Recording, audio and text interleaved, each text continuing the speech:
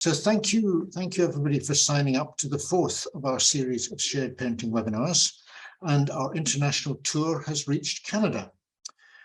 In subsequent sessions, we will look at developments in Israel, in the USA and Spain, and I had a suggestion yesterday, we go to a New Zealand speaker as well, although I'm not quite sure how we handle the time difference there. We're very grateful to the Scottish law firm Harper MacLeod, who sponsored this series. All the sessions that we're running are being recorded, and we will make both the film of the session and also a written transcript and also copies of the slides available to people after the event, because we feel that there's a lot of useful information here and we want to capture it. Just a little bit about Shared Parenting Scotland. As a charity, a national charity in Scotland, we're doing two main things. Our helpline, our local group meetings, our website, our publications, our WhatsApp groups, our training programs are all intended to support the many separated fathers, mothers, and other family members who come to us, who are either having problems in actually sharing the parenting or wanting towards that and maybe not seeing their children enough or not seeing them at all. But our other main objective is to campaign for better support for separated parents and for their children in particular, to help them deal with the consequences of separation and keep both parents fully involved with their children. We had the Children's Scotland Act in 2020 and also the Family Justice Modernisation Strategy. And once these moves are actually implemented, this will make some positive changes in Scotland. But Shared Parenting Scotland feels that we need a far more fundamental transformation to take much of the dispute resolution out of the courts, to provide support quickly to separating parents and their children, and to make the process less expensive, quicker, and above all, to put the interests and needs of children uppermost rather than those of the parents. So that's why we're looking at work in Canada today to find out how they're using online. So, sorry, I've left that paragraph in. I'm describing what we did yesterday, to find out about parenting coordination. So we can use the questions and discussion this afternoon to explore these possibilities. Right, let me stop sharing my screen and Elizabeth can start sharing hers. And let me just introduce to you our main speaker today, who is Elizabeth Hyde from Toronto. Elizabeth is the principal of Hyde Family Solutions. Her practice is focused on providing family mediation, arbitration, mediation stroke arbitration. I'm sure she'll explain further what that means, and parenting coordination services involving parenting plans, child and spousal support, and property division. Through her work, Elizabeth has developed expertise in working with high conflict families, both during separation and with parents as a parenting coordinator when ongoing conflict continues following separation. We're really keen to hear about parenting coordination because certainly as an organisation, we feel that it would really add to the support given to parents. Please use the question and answer field to post any questions and comments as we're going along. And once we've heard from Elizabeth and also from Judith Higson from Scullion Law, who's going to make the Scottish response and give some background, we'll then come to the questions and we can pull people into the meeting when they want to actually pose their questions. So without further ado, thank you very much for Elizabeth for preparing this presentation. The floor is yours. Thank you, Ian, and welcome to everyone, and thank you for joining, and Judith for helping me get this ready today. So my goal here with the number of slides I've given you is not to actually go through them all, but this is essentially the first intro chunk to the basic parenting coordination program that we run through Riverdale Mediation. So it gives you a really good overview of what the process looks like because it's quite unique. And again, I will just touch on the highlights of it, just to give you a sense of what we do. So parenting coordination is a process that is done after parents have a separation agreement, a final court order, or a final parenting plan. So we call it in our jurisdiction a secondary arbitration. So it's pursuant to an existing agreement, and you have to have that as your underlying document. And it's really about helping parents navigate through their whatever parenting plan they have. And so this process is really for the high conflict of the high conflict, the 1% who even after agreement actually can't function with the plan that they have. So very child focused, keeps them out of court, which is what the original goal was. And although it's not court ordered in Ontario, in some provinces and certainly in some states in the US, it can be court ordered. So it's a combination of a number of different processes. It's looking at the disputes, it's coaching parents in skills, communication, parenting.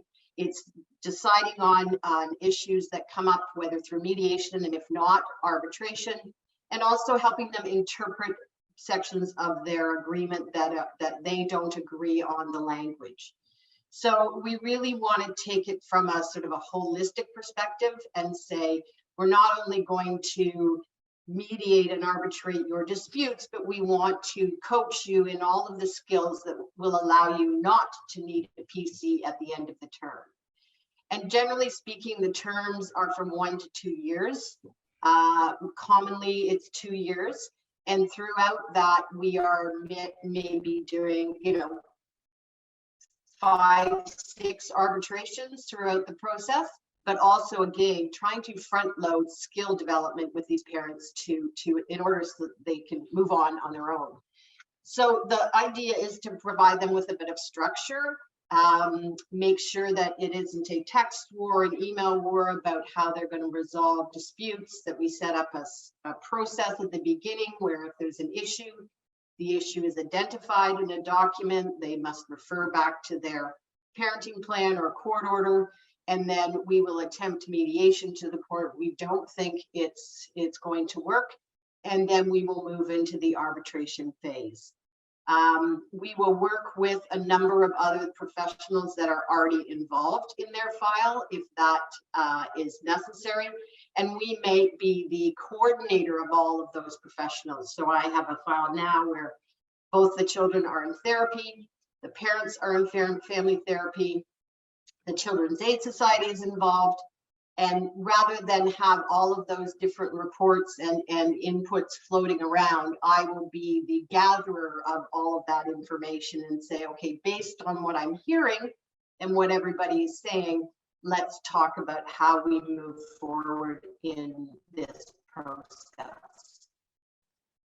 It's been going for, since the 80s in the US. It certainly was, in my view, developed in the US. So it's a slightly different model in that they can court order this process in most jurisdictions. And it really was to address this, small group of parents who we call the frequent flyers of the court system, because they're repeatedly returning to court in order to deal with ongoing conflict, even after the case is necessarily settled.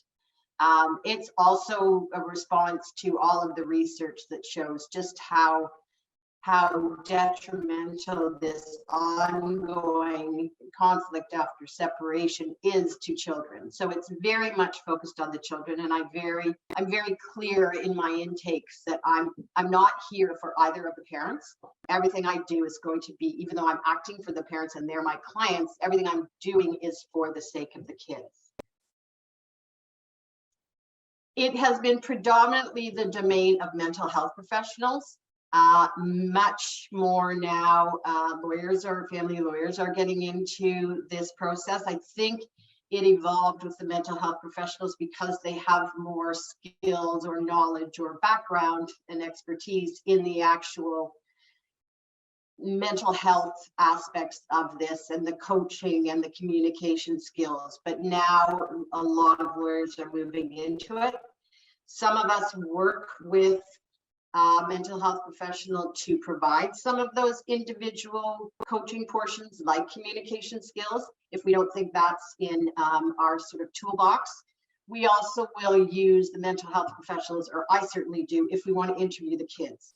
So some parenting coordinators actually do their own child interviews. I like to sort of stay out of that and just have the message delivered by a mental health professional, social worker, psychologist, whoever, so that I'm not the one delivering the message to either of the parents. We aren't regulated by any legislation in the province. Both Saskatchewan and British Columbia do have regulations, but we have guidelines and certifications by independent bodies that require a certain amount of training, but it doesn't mean you can't operate as a parenting coordinator completely on your own. So there's 2 courses. We do ask people to take the arbitration course because there is a lot of arbitration in this process. And I put the link in here to the certification body that actually does cover parenting coordination. So again, we've got a few different models in our practice. Some again have, you know, a mental health professional, a lawyer, some just a lawyer, some just a mental health professional. It just really depends on what your practice is. Again, it's still really a work in progress in our province, in the sense of no regulations. So you can do it in a variety of different ways. Again, you know, we always look at all of these ADR processes as do no harm. So whatever you feel you lack in skills, then, you know, we would bring in somebody else. So why do this for families? It's not inexpensive. They share the costs equally between the 2 parents, but most parenting coordinators in Toronto certainly charge between $300 and $600 an hour. So that's not a small fee given the level of involvement we have with some of these families. But it is a stabilizing effect, hopefully, on the family, and also, again, a way to get them out of court, a way to get them, frankly, away from lawyers, because although the lawyers might be in the background giving them advice as we arbitrate, it's really to remove them from that process. Again, making sure we have jurisdiction to order children into therapy if that's something that the parents won't agree on. And really, it reduces the number of times that they're back in court, because some of these families have been in court so many times and there's just nothing really left a court can do, because a lot of what we're dealing with are unenforceable clauses, because it's basically something that says, you know, they are supposed to exercise good behavior and not speak to the kids. Not that enforceable when it comes to this population. And we're hopefully providing a safe place for parents to address ongoing conflict. So despite the fact that I try not to have too many individual conversations with parents, I do, in the sense that oftentimes it's really one parent that needs more coaching, or one parent that's open to more coaching, right? You come in and we've all seen it's all the other person's fault. And so we try and work with the dynamics, but oftentimes we are spending far more time with one parent than the other. Again, lots of risk reduction for the kids. That is one of the, you know, sort of prime objectives. And looking at what we can put in place to ensure that there's more positive outcome for the kids. The stem the drain on family resources, sometimes I'm not sure whether we actually provide that. The fees are shared, but sometimes you'll see the PC being used as the continued way of staying enmeshed with the other parent, or poking through the PC the other parent, which, you know, inevitably causes them financial stress. So it's a really difficult balance to walk, as one parent is always sort of a little bit suspicious about the way you're dealing with the other parent. And so transparency in your process is absolute paramount right from the beginning. And we spend a lot of time at the outset of these of the files explaining just how we work and how we expect the parents to work. So what can we do? We can achieve clarity on the parenting plan. So that's one of the first things I work with the parents on, going through line by line, each of them on their own, deciding what is, you know, what comes up repeatedly that needs to be clarified and discussed. And, you know, we have clauses like one parent has to return a parent on a certain Jewish holiday at sundown. Well, you can imagine, what is sundown? Is that, 5:05? Is that 5:30? Is that, this time? Is that time? So pretty minor, but for them, it's a very big issue. So that's one of the first things we will do. I set up a lot of communication protocols. So how you write an email, how often you write an email, how long is that email? And so that's one of the first things we also work on, because that is one of the key things that people come up to us, when we're having these discussions about what their goals are. They're very triggered by the other parents' communication. So we work a lot on that. It may be that sometimes the emails all come through me and are reworded by me, but that's a very expensive way to do it. So again, the goal is to teach them, not just do it for them. And so you really want to be constantly pushing the homework back to them and making them accountable for changing the behavior that we perceive is driving some of this conflict. Just trying to give them resources for co-parenting skills. I mean, Ian we'll have talked about the fact that Shared Parenting Scotland is launching the New Ways for Families, the Bill Eddy program. I am a coach in that program, and it's incredibly well priced for parents to use either individually or together, and then we can offer coaching or just allow them to do it on their own, but giving them a really good toolbox of resources for them to do their own work. And also it reduces the cost for them. And since COVID, there's so much online, there's really no excuse why they can't be doing it on their own time if there's a desire to do it. Also teaching, basically conflict management skills. And again, there's so much out there now. We used to have to do this kind of one-on-one, but now because parents don't necessarily want to pay for it, I give them resources and ask them to commit to that process and follow up with me that they're actually following it. Be better parents. Again, I'm not sure that's really, that is a goal. I'm not sure always that it's achievable, because usually one parent is very much, or both parents can be very entrenched in the fact that it is the other parent entirely, and they always act in the best interest. So there's a lot of confronting of parents based on their behavior, which is very tricky, again, to remain neutral when you're doing that. So we don't provide therapy, although there are many, many times where I feel like I am doing that, and counseling. And as lawyers, we have to be really careful that we constantly remind them we're not giving them legal advice, because this is often a way that they will ask for legal advice on a number of issues because it's cheaper than going back to their lawyers. We don't provide any custody assessments or do anything. Presumably all of that has been done prior to them coming to parenting coordination because they have a final plan. We do not diagnose, although I'm sure we've all read all of the information we can get our hands on various mental health issues, because inevitably one or both parents might be in that situation. And we don't do separate mediations outside of the process. And by that I mean, if you are in a PC process, you are restricted to the jurisdiction that the PC agreement gives you. And if you look on the Riverdale Mediation website, you'll see what our jurisdiction is. And it's really very focused on individual aspects of children, the schedule,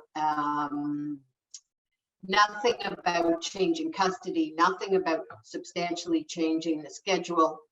And so you don't want to go outside of that and do a separate mediation on one of those items that are not within our jurisdiction, or step out and actually mediate on a child support, because we have no jurisdiction over financials. We can talk to them about who does what activity, whether the kids are going to hockey, but we can't talk to them about who pays for it. Again, there's no legislation, but we have guidelines for practice.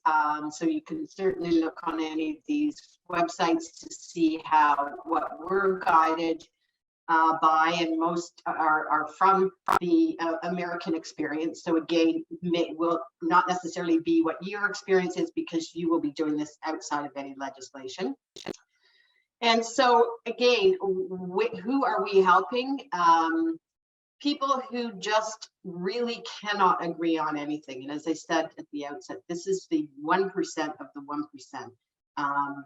And, you know, we were talking with Judith and Ian earlier about what arbitrators do in Scotland, and you know, it's usually more of the larger financial aspects of a separation. I mean, I am currently, it's almost embarrassing, but I'm currently doing an arbitration right now on who gets to take the child to the birthday party on Saturday night.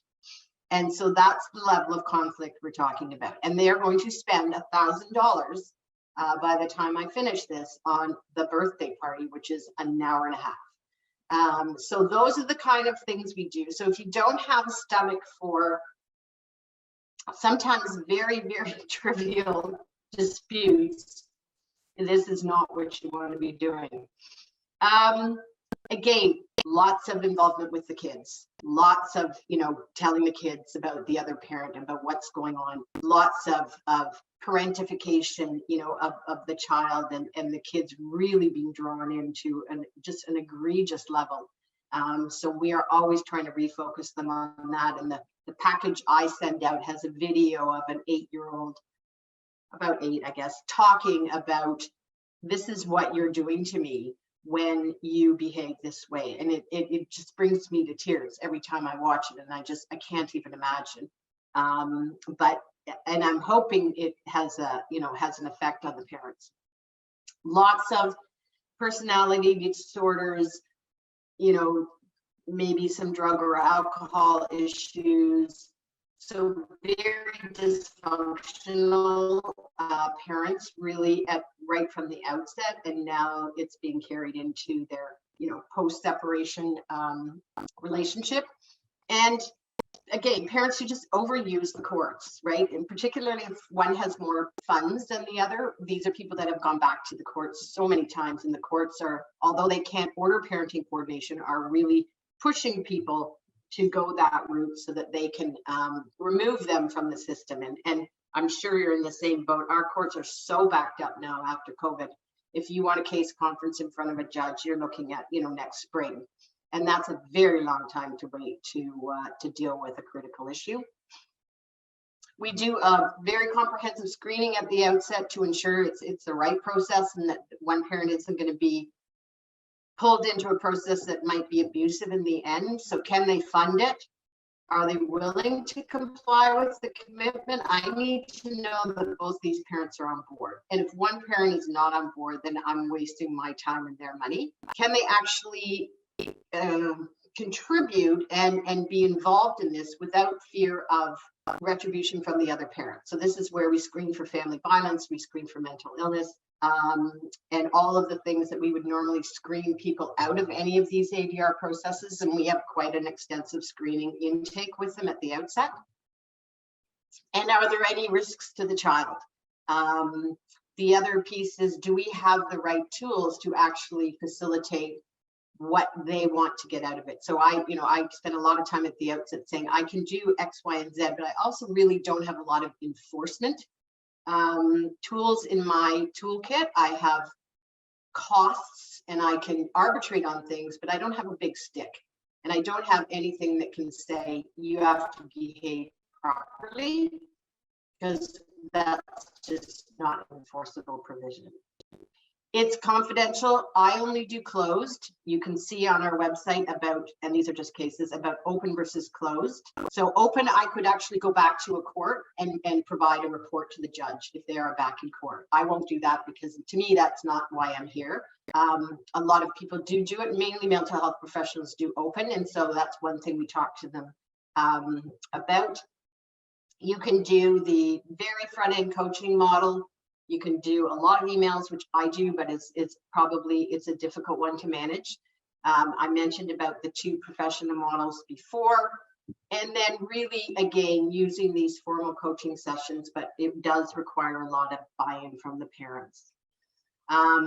We have a very extensive first joint meeting, which outlines the process, tries to encourage the parents to create a joint commitment statement, and then we generate a list of issues that they want to deal with in the big picture, but also are there any acute things that we need to deal with ASAP? And I find when they're coming into the process, a lot of times, first thing I'm doing is arbitrating a decision that crops up very quickly, like i.e. they come in August and they want to know where the kid's going to school in September, which is a bit odd. It's probably not appropriate for parties where there's still intra-partner violence happening or there's fear of that. A lot of coercive controlling behaviors that we need to be careful of, because this process can be used as part of that pattern. And if there's one parent that really right from the outset when you do the intake that they're not going to buy in, it's going to be used as just a way to, again, keep the other parent engaged, continue another professional's involvement. So those are situations where we don't want to be involved. And we can also terminate. The parents, once they've signed the agreement, can't terminate unless they both agree. But I can terminate at any point in time in that 2-year term if I think that the process is no longer useful. Okay. I don't think I need to go through a lot of these, because I think, again, a lot of it's very much how we deal with things. But it's good information and good websites. I just mentioned that we can terminate, but we have to be careful because we want to make sure that one parent doesn't blame the other about it. With respect to when not to take a file, dual sequential roles mean I mediated your parenting plan, now I'm going to be your PC. I don't do that. Conflict of interest, you have to decide that obviously in any file. And if you're triggered by a potential client, and obviously that's in any situation, that's going to be when you're not taking a file. And then again, I go back to this beyond the scope of one's skills. So we continually, when we teach this course, do no harm. Because you're a parent, because you were a teacher, because you were this, does not mean that this is the area you might get involved with. You need to have a lot of experience in dealing with high conflict couples. Okay, I'm going to leave it at that, and I'll let Judith go forward. Again, the rest of them are really sort of other pieces that you might want to consider if you're going down this track to start this, and I'll just leave it with everyone to read on their own. Great. Well, thank you very much, Elizabeth. No reflection. Well, a very well timed too. You're obviously good at sticking to time. No reflection on you. There were, I think, a few points in time when the sound from your end was breaking up a little bit. But okay, if it had got a lot worse, I would have stopped and started again, trying to get a better connection. I think it's probably, and what we will do in the transcript, we will be able to just clarify anything that wasn't quite clear. Also, as as I said, we will send out the copies of both your slides and Judith's slides. So, because I think you've put in a lot of useful material there, which people can draw upon. Right, let us move to Judith Higson, who is head of family law at Scullion Law. She's done a lot of work with us. She's one of the lawyers who comes along to our group meetings, so he knows the sorts of things that shared parenting does. She's going to talk about the state of play in Scotland and about whether parenting coordination could be adopted here. So if you want to share your screen now and move into your presentation, Judith. I'll just do that. So hopefully, jolly good. Yep, that's working perfectly. Great, thank you very much. Okay. Super, thank you so much. Well, thank you so much, Elizabeth, for your extremely interesting presentation. And thank you, Ian, for inviting me to respond to Elizabeth. So we'll just dive straight in. How might parenting coordination be used in Scotland? So if I can get this to move to the next slide, bear with me. That doesn't seem, there we are. Okay. So first of all, I thought it might be helpful to look at some of Scotland's courts' current options to assist Scotland's high conflict parents. The assumption being that high conflict parents most often find themselves in court. So you might be surprised by me having put mediation as top of the list there. But in Edinburgh Sheriff Court, there is in-court mediation, which goes on in relation to small value claims. I've taken part in that mediation process, and it can be quite effective. 2 rooms are made available in the court, and I took part in shuttle mediations, where the mediator was moving from room to room to speak separately with either party. And the mediator quickly got to grips with the issues between the parties, and matters were dealt with much quicker than they would have been if the matter had been left to the court to determine, and a full hearing on evidence would have been needed. So obviously the success or otherwise of an in-court mediation depends on the ability of the parties to compromise. So in Scotland, the courts can refer parties in family cases to mediation, and there is provision for this in our court rules, although in my experience that doesn't happen particularly often, and it is fairly difficult to understand why that is. However, the experience of in-court mediation in Edinburgh Sheriff Court could be potentially a blueprint for family mediators to be available to mediate family disputes within the court building. Mediation being available in the court building certainly has the potential to tackle and resolve disputes efficiently, and parties could be offered the opportunity with an in-court mediator at a time they appear before the sheriff, and the case could be adjourned for a short time to allow some mediation to take place. The case could then recall a day to see if agreement has been reached or further mediation is desired. Mediators certainly have the opportunity to work with both parents, which is something they have in common with parenting coordinators. And parenting plans can be drawn up by mediators if the parties wish to do that. And if there's ever any dispute over the operation of a parenting plan, the parties can agree to go back to mediation to resolve that dispute. The advantage of mediation is it allows the parties to remain at the forefront of the decision making, and it's cheaper than going to court or progressing existing litigation. So there are advantages to attending mediation, and similar to a parenting coordinator, a mediator is an independent third party. However, no legally binding agreement is reached in mediation, whereas a parenting coordinator's decision is binding on the parties, as I understand it. So the second option, which I've identified as being a current option to assist high conflict parents in Scotland, is through child welfare hearings. In Scotland, family cases are dealt with at hearings called child welfare hearings, and these are in-person hearings where the parties are present with their solicitors, and the sheriffs will quite often speak to the parties directly to underline what's expected of them and ask questions. And it can be quite a powerful thing to have a sheriff speak directly to the parties and do that.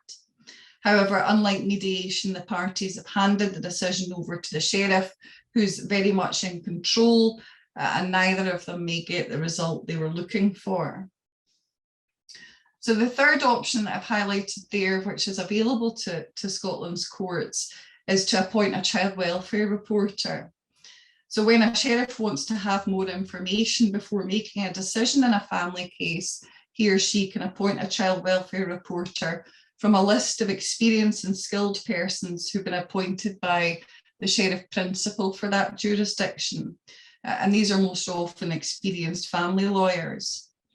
The sheriff has to fill out a form to tell the reporter what investigations they should undertake, and these usually include speaking to the parents at their homes and speaking to the child.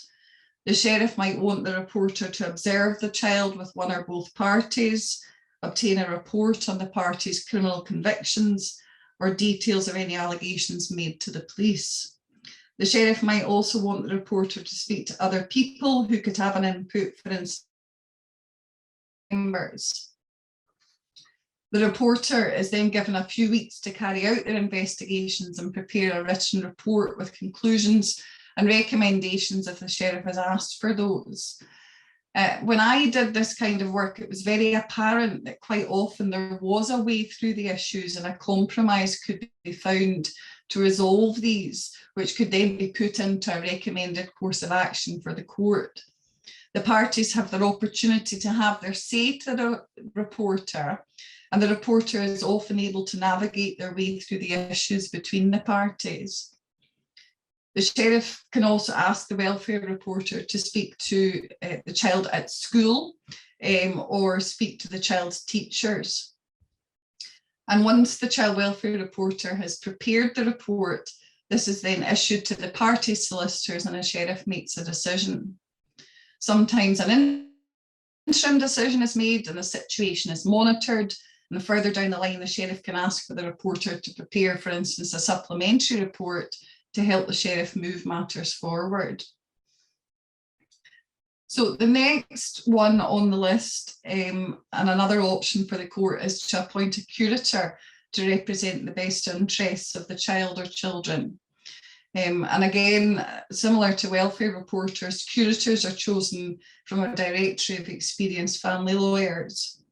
And the curator is an independent voice for the child in the proceedings, but will not necessarily follow the child's view because that might not be in their best interests. And of course, every case will turn on its own facts. The fifth option there is for the court to order a report from the social work department if they've had some involvement with the child. And the second one, the third on the list and the fifth on the list can be interlinked, and the sheriff can also ask the welfare reporter to speak to social work if there's been involvement with the family, and things can be covered off that way as well. So the final option, and probably to all family lawyers seemingly the most obvious option, of course, is to make a court order. Court orders can be quite invaluable in creating stability of care arrangements, and court orders can be made at a child welfare hearing or after a full hearing on evidence of proof when witnesses are led. However, sometimes when court orders are made, and this is something Elizabeth alluded to in her work as a parenting coordinator, there can be disputes over the finer details or timings of contact. Going back to court can be expensive and time-consuming for these issues, and we don't have, the option of parenting coordinators in Scotland to draw upon. But if both parties are willing, one option might be for a mediator to help with the issues in a similar way to a parenting coordinator. So as I understand it, a parenting coordinator cannot make any determination that fundamentally changes the agreement or the court order, as their role is to help parents carry out, not change, existing arrangements or orders. In Scotland, if an order relating to the care of a child needs to be changed, only a court can do this. The parents might agree a change, but the court order remains binding on them unless they go back to court to vary it. So I wanted to move on just to look at some of the other options that we have in this country, which are available to family law practitioners. So the first of those is a without prejudice joint meeting, which is another tool in the toolkit we currently have as solicitors for where there are disputes about the care arrangements for children. And what this involves is the solicitors and the parties attending meetings together, and anything that's said in the meeting cannot be relied upon in court. One of the advantages that the joint meeting process has, which is in common with mediation, is that it allows the parties to remain at the forefront of the decision making. And not only that, parenting plans could be agreed in joint meetings and drawn up into a document called a minute of agreement by solicitors. However, these will not be legally binding. So just to say a little bit about minutes of agreement for a moment, that's a document detailing the arrangements for the care of the children These commonly cover who the child will live with or how care will be shared, and or the times when the other parent will see the children. It can also set out arrangements on holidays, possession of passports, how special occasions such as birthdays or Christmases will be organised, how any school fees will be paid, how children's activities will be paid, and any other ancillary costs for the children's education, such as school trips, school uniforms, sports kit, and also cover the payment of child maintenance. So if the care arrangements set out in a minute of agreement are disputed in the future, the parties can opt to go to mediation to resolve these, or they may rely on their solicitors to negotiate, or they might go back to court. If they do end up in court, the court is not obligated to follow the terms of the minute of agreement so far as the childcare arrangements are concerned, because a court will make decisions based on the best interests of the child at the time. So I remember one particular case where the court had made an order after speaking to the child at court. There was then a change of circumstances several months after the order was made. And my client did not want to return to court after his initial experience. He had felt that attending court had made things worse for the child. It had been a very difficult experience for her, and it had also made his relationship with the child's mother even worse than it previously had been. So he chose a joint meeting process, and we put our heads together to come up with a workable pattern and routine of contact. And we confirmed the agreements in writing, so there was clarity between the parties. So it can be an effective way of resolving disputes. I've already talked a bit about mediation, so I'd like to just move on to look at the option of collaboration. The parties and the solicitors in a collaboration sign a participation agreement, and broadly speaking, collaboration is a non-confrontational approach to agreeing the legal, financial and practical arrangements for the separation and divorce. Both the solicitors are trained in collaborative law and work with both parties, whilst providing legal advice only to one party. And they follow a formal process which does result in a legally binding agreement. Other professionals like financial advisors and family consultants can become involved as appropriate, and there's a bit of a crossover there with what Elizabeth was saying in terms of pulling in other professionals and gathering information there.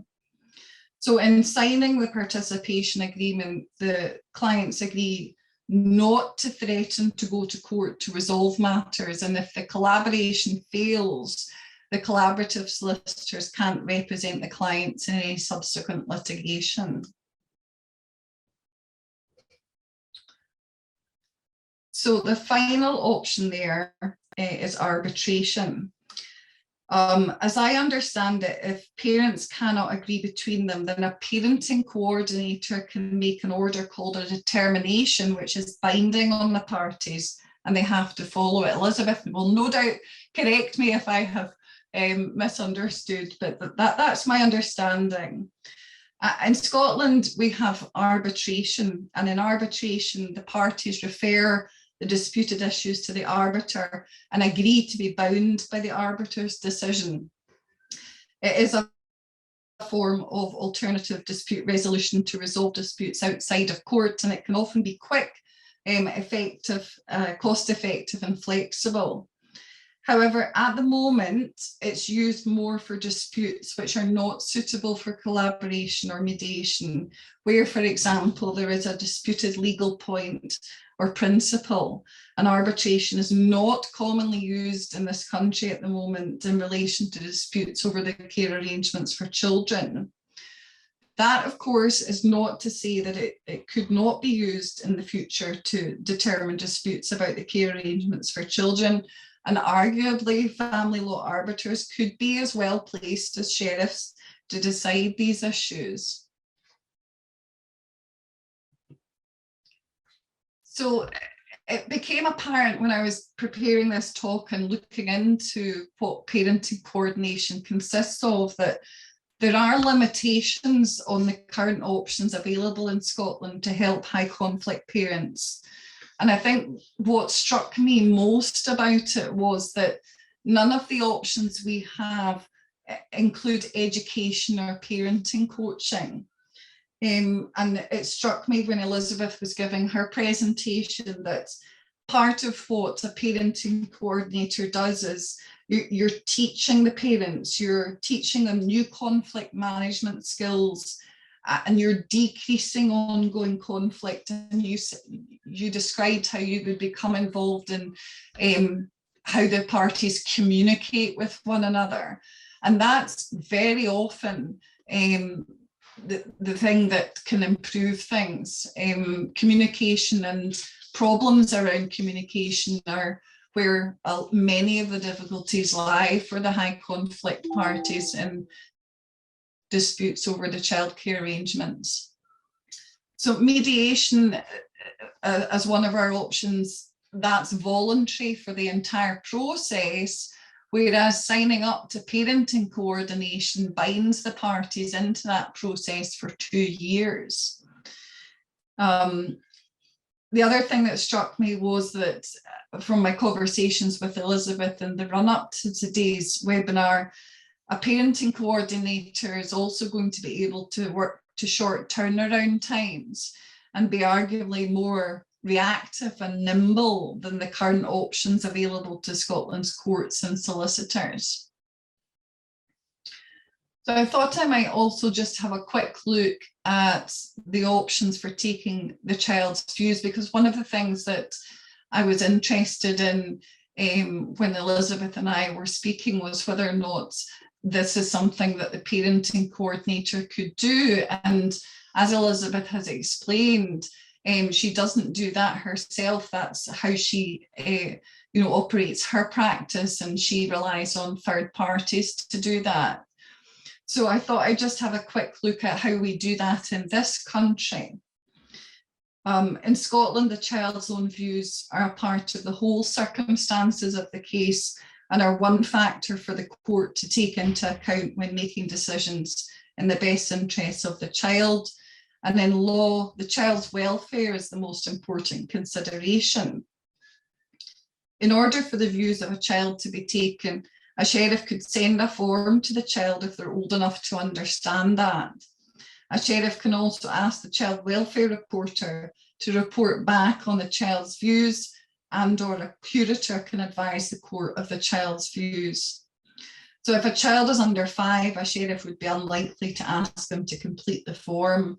The child might also have additional support needs, and there are mechanisms that we have within our procedures to ensure that a form's not sent out to a child when it's not appropriate.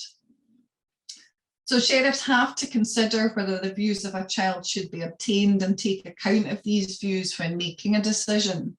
The sheriff should not make an order unless there's an opportunity for the child's views to be obtained and heard. There are, however, difficulties with the child's view being taken through the use of the form. And one of these is that if the form is sent to home address, it could be intercepted by a parent who might complete the form themselves or complete the form with the child but tell them what to say. So to avoid that, a sheriff can speak to a child at court to take their views. However, that can be, as I've explained from the client I referred to, it can be an anxious experience for a child. And the sheriff asking the welfare reporter to take the child's views is probably less intimidating for most children. Another way to avoid any undue influence by one parent is for the form to be sent to the child's school, and that can work well. It does have advantages for older children who might find it easier to write down what they think.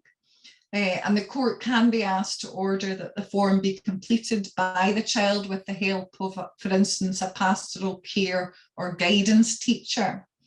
But care does need to be taken so that the child doesn't feel singled out if they're taken out of class in the school environment.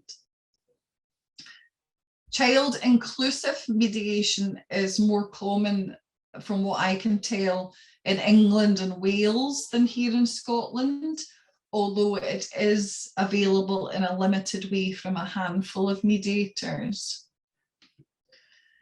So in conclusion, the role of the parenting coordinator, as I understand it, is to minimise conflicts by helping parents to develop parenting and communication skills and mediating disputes regarding existing parenting plans. And from what I can see, there are 3 stages to the work of the parenting coordinator. There's the mediation, the arbitration, and the decision making. There are options available in Scotland which represent pieces of the role of a parenting coordinator, and I've outlined some of those just now. It does seem to me that a parenting coordinator combines the best parts of mediation, arbitration, and decision making. And it does seem to me that in Scotland, we have all of the building blocks for that. And parenting coordinators could be a welcome addition to the tools we use to help high conflict parents.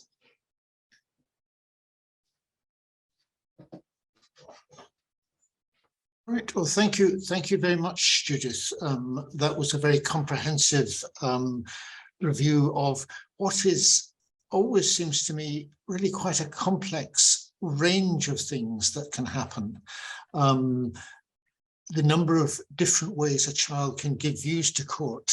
It gives flexibility maybe, but it also introduces quite a lot of confusion. And I mean, for instance, some sheriffs will talk to children, other sheriffs won't. And I understand that in Germany, all children have got a right to speak to the judge, but the only judges who are allowed to take that are judges who've undertaken special training in hearing from children. Whereas, although I understand some Scottish sheriffs may obtain that training, it's not provided as a necessity.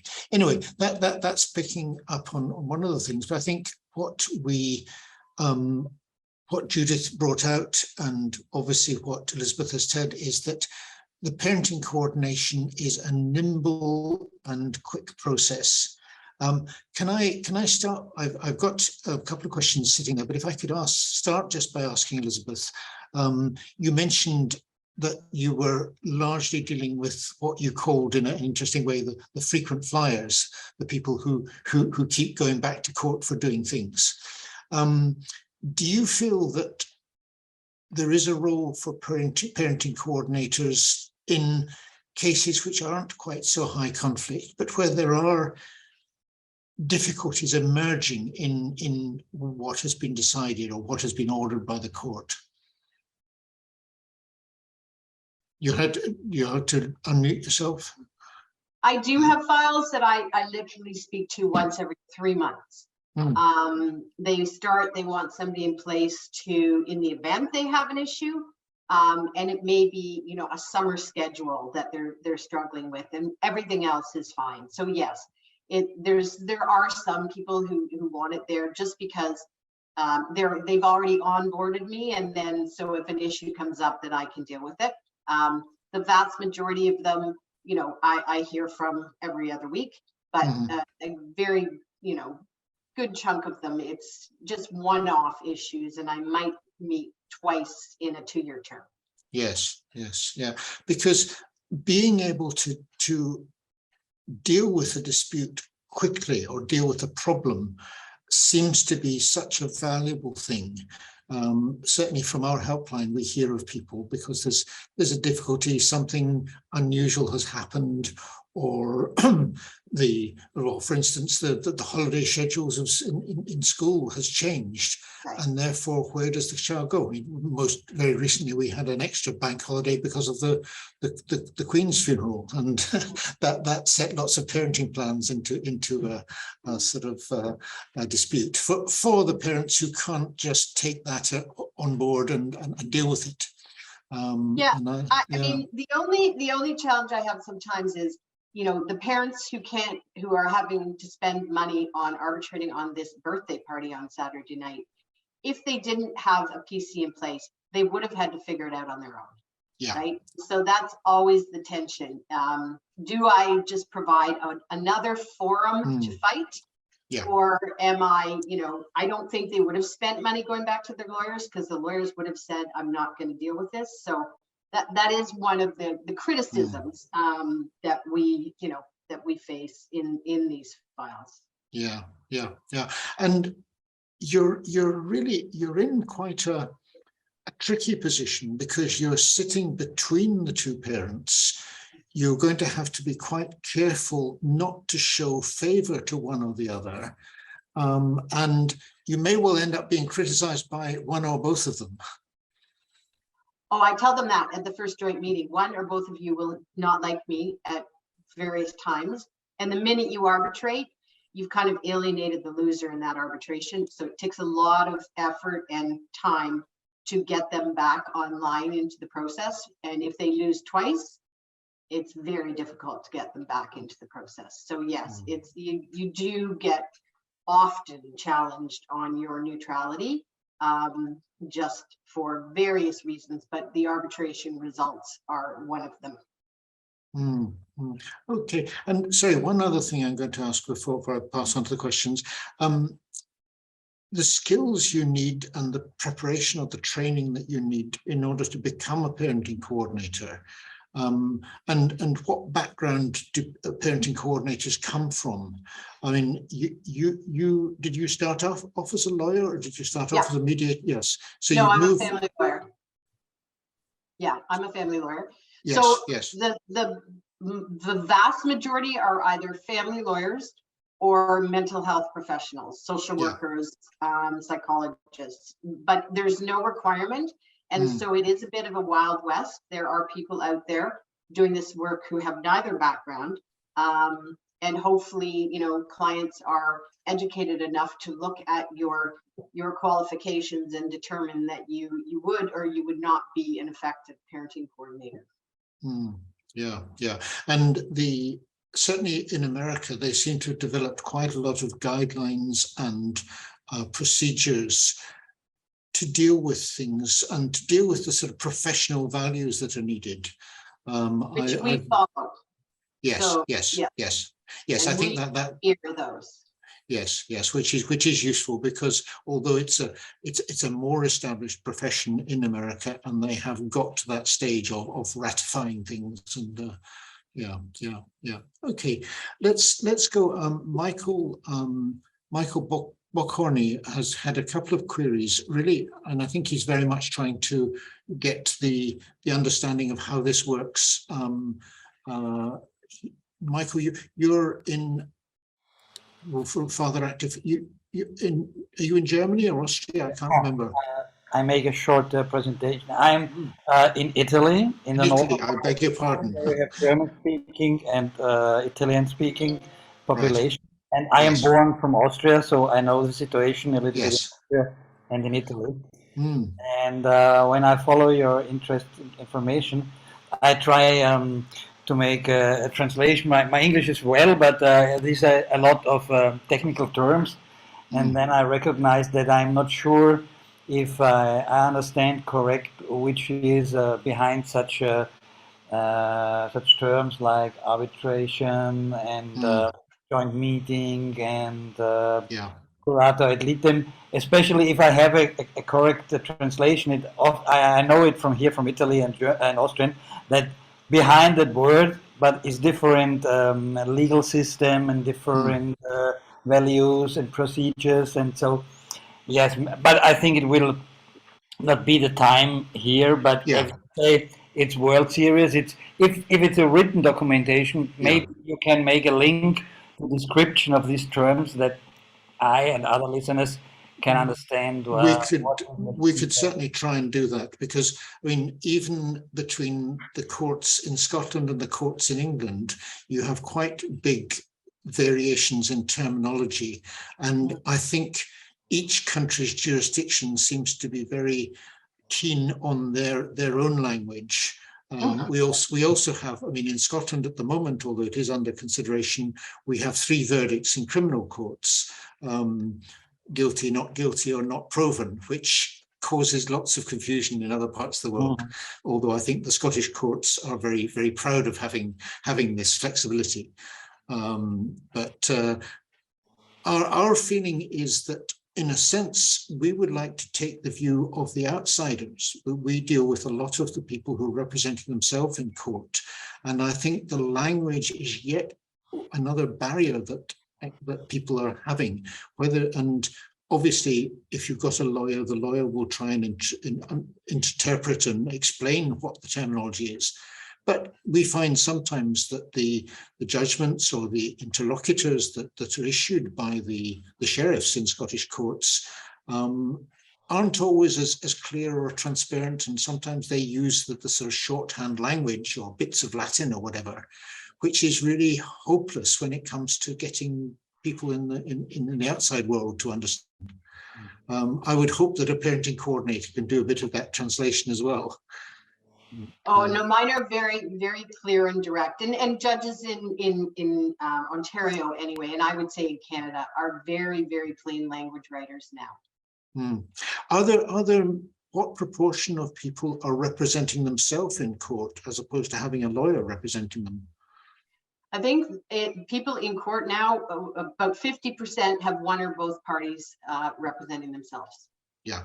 And you don't have to have a lawyer coming into the PC process, but you must have a lawyer give you independent legal advice on the signing of the agreement, because of the arbitration factor that we want people to understand. If I make a decision, it is binding and can be turned into a court order. So you have to have a lawyer give you independent legal advice, but you don't need the lawyer for any other part of the process. Yeah. Okay, if I can encourage anybody else who wants to ask questions, either you can put up your hand and we'll come to you, or put a question in the question and answer, because this is your chance, particularly to talk to Elizabeth. Another question I had was about the confidentiality of what people are saying to the parenting coordinator. Judith mentioned this question of saying without prejudice, which means that it can't be brought up in the court process. What sort of confidentiality do you offer to the people who are? So the agreement is very specific that it is a confidential process. My notes, no part of my file can be requested except in exceptions.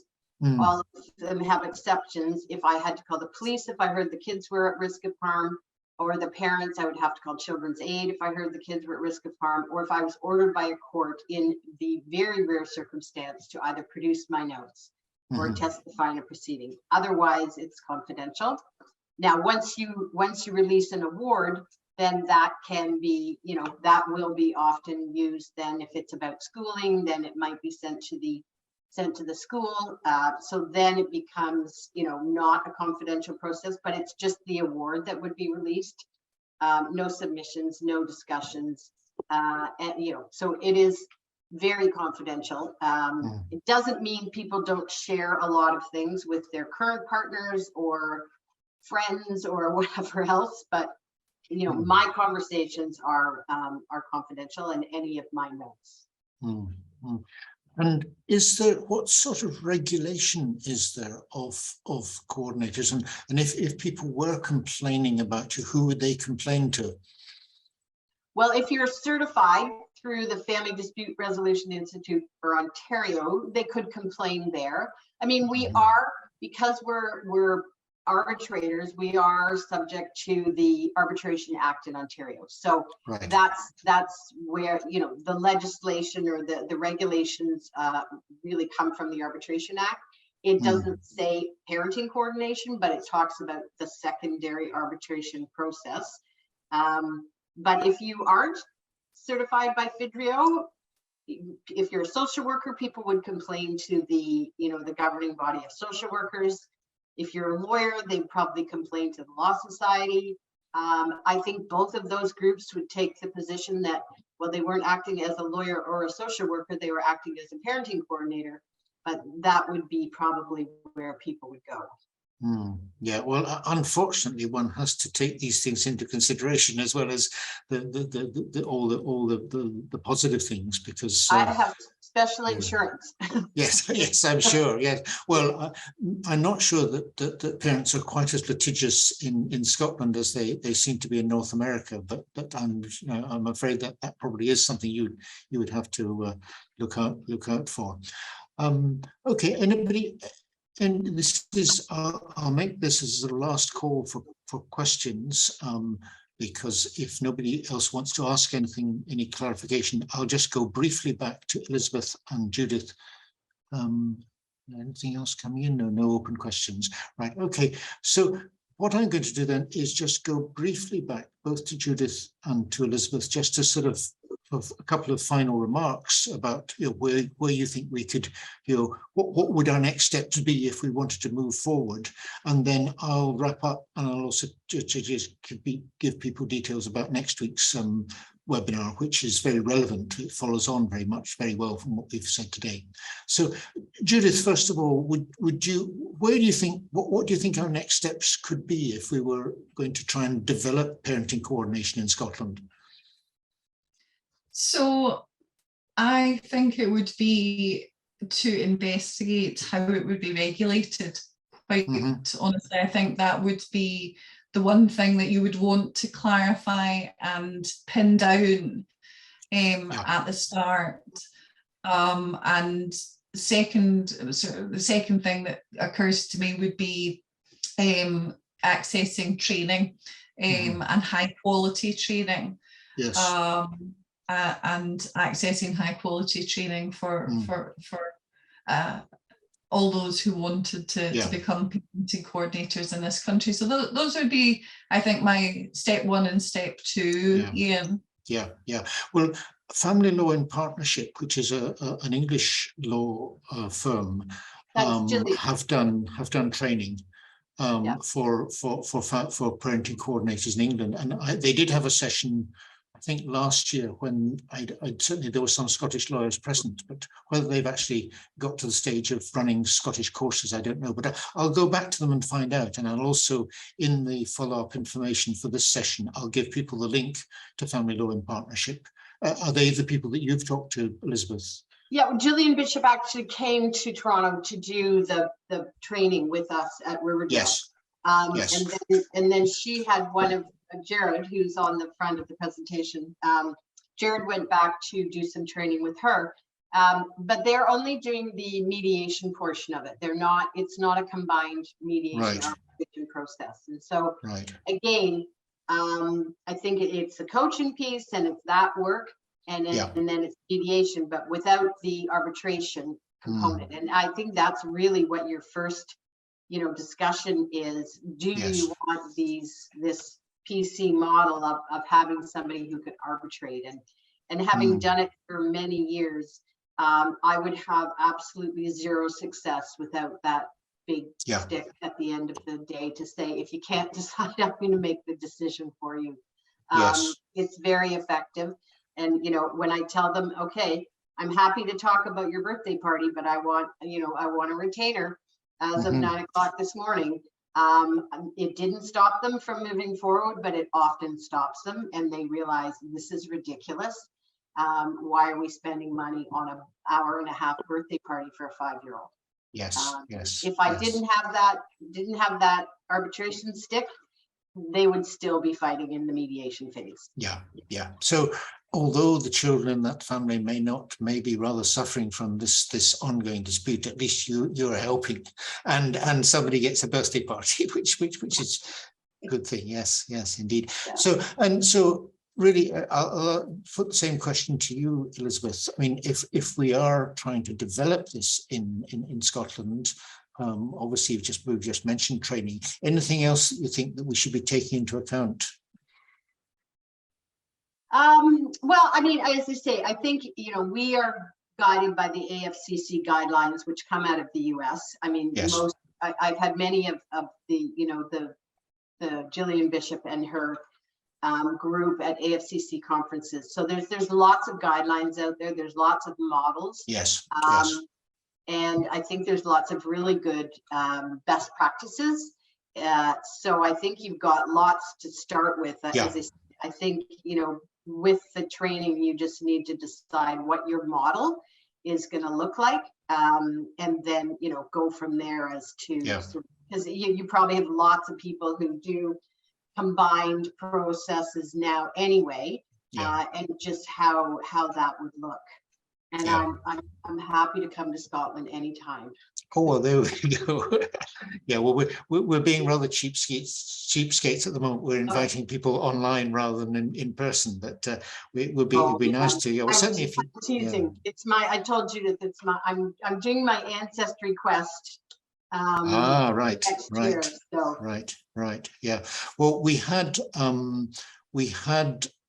about, I think about 20 years ago, I don't know if Judith knows of this, there was a sheriff in Glasgow who was effectively doing parenting coordination because he was emailing parties completely out of the, it was completely out of the system. It wasn't anything he was supposed to do. But because I was involved with working with an organization that had links with him, and he was really doing this work with parents who had entered his court. And I'm not sure that it's the most appropriate role for a judge or a sheriff, but you know, he led the way a long time ago. Right. But anyway, right. Well, thank you very much, both of you. I've been keen for a while to get more information out about parenting coordination in Scotland, and I hope that we'll raise some interest through this process. I was hoping that we could get parenting coordination put into the court, the Children's Scotland Act, but that we didn't get anywhere with that. Let me just bring up the screen, which will show what we're doing next. If I can do that, right?